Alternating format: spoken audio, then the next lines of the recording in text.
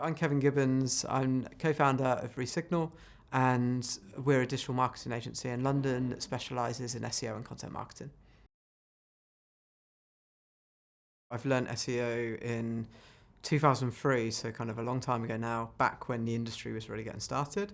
It's evolved a lot during that time from kind of very much technical and people kind of learning what it meant and how to do it, all the way through to now it's still technical, but much more creatively led, PR driven, real brand building. And I think the kind of latest iteration, if you like, of our brand being Resignal is much more around how we can help our clients become brands that rank in search. So whether they're market leaders and we're looking to maintain and grow their strength and positioning, or whether it's a startup or medium-sized company that we're looking to close the gap on the top competitors in that market, it's really around how we can have that unique proposition of understanding where the opportunity is for them from a business growth perspective, and then really nailing down on what we see as being factors and signals of why these sites rank very highly in Google, and making sure that we can build them into as a stronger position as possible by attacking it from all angles, essentially. So a question I get asked a lot is how voice search is going to change SEO. And to me, it's not just voice search, it's looking at behavioural trends. So how are people changing how they're searching? Because if you go back even 5 years, a large percentage of search would have been on desktop, which has quickly changed and shifted towards mobile. That's added to kind of people who are using apps more frequently than they are the browser or on mobile. And now every mobile device, or at least smartphone, has voice search as a function. You have a massive growth in voice search home devices. And it's not a case of voice search will replace desktop search, mobile search.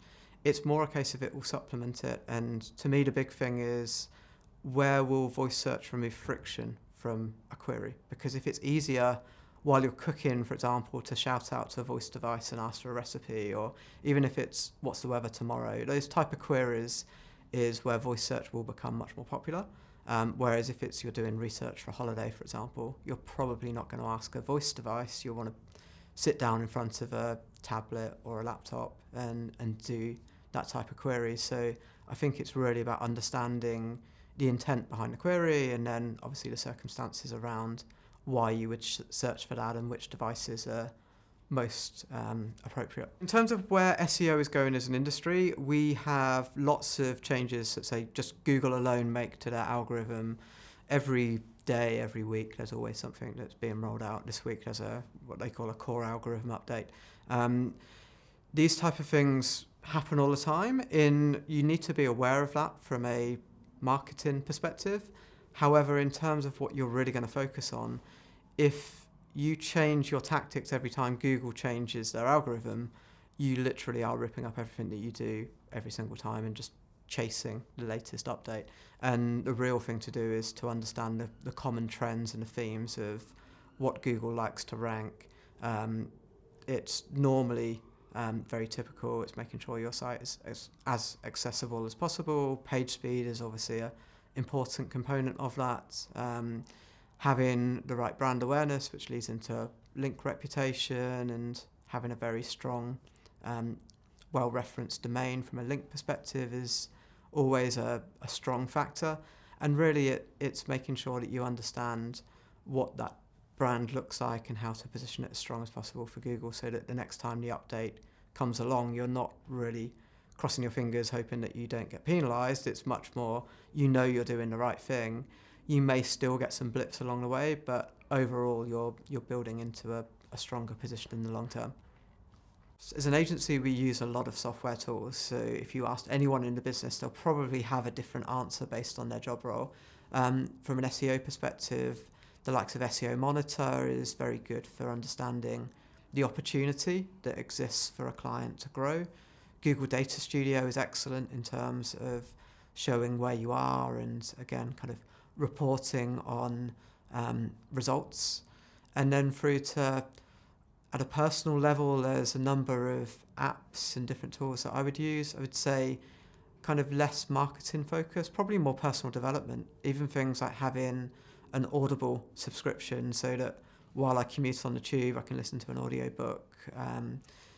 Things like Headspace, that I wouldn't say I always do meditation, but if I've done that, I found it beneficial. So having like a number of apps that allow me to learn, switch off, etc., I think from a personal learning perspective has been very useful. So in terms of how to grow an SEO agency, I think I've done this twice now. So I grew an agency in 2006 to 2012 called SEO Optimize, and have grown an agency, Resignal, to we're around kind of 16, 17 people at the moment, 1.5 million turnover. And in order to get to this point, what we've done is, to get here, we've had to work with our clients and build a reputation that leads to referrals.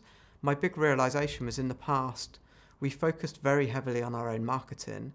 And when I looked back at where our best clients had come from, there's always the trend of actually it's by doing good work for our clients. Most of the big brands that we work with have come through other clients we've worked with in the past. People move jobs and take us with them. Sometimes that leads to referrals. If you do good work, that leads to case studies. Case studies lead to awards, which we've done very well out of, winning a number of awards, which has been good for, again, more referrals and more leads. And it just builds into your overall reputation. But it starts with doing good work. You can't just look amazing from the outside and not deliver, because you end up winning clients and new business, but losing existing clients, and you'll stand still. In order to grow, you have to have a culture and a mentality that retention is growth, first and foremost. Retain what you have. Aim for excellence. And once we can achieve that with our clients, that's when we can look to scale and bring in new clients in a selective way. It's not just a numbers game of let's bring in everything that we can and build the biggest team that we possibly can. It's much more about how do we maintain the quality level and then add scale afterwards. So what I would recommend for businesses looking to improve their SEO performance would be, I see there's 3 pillars of SEO. You have strategy, creativity, and promotion. What I mean by strategy is, firstly, you need to understand where you are today. You need to understand where you're going. So what's the opportunity for growth? And then you need to plan out how you're going to get there. Quite often, I feel like people jump into SEO too quickly, and that leads to making wrong decisions or just doing stuff blind where you don't know how to measure performance. Knowing the size of the opportunity is really important, because how much should you invest in SEO is a question that I would say you should only answer once you know what the opportunity for growth is. It's a business decision in terms of where you allocate that marketing spend. And if there's a big opportunity for you to capitalize on that and you can put a pound or a dollar symbol next to it, that's going to really help. And then you can form the plan of attack from there. The second part is creativity.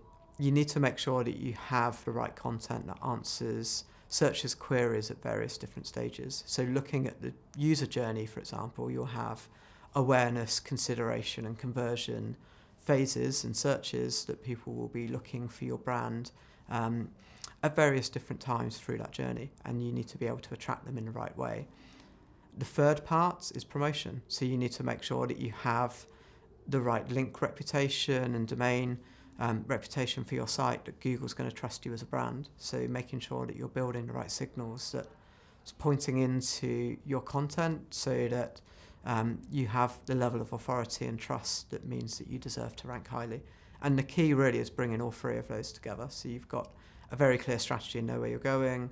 You've got the content that engages with users at the right time and right place when they find your site, and you've got the level of reputation through promotion that means you deserve to rank as highly as possible.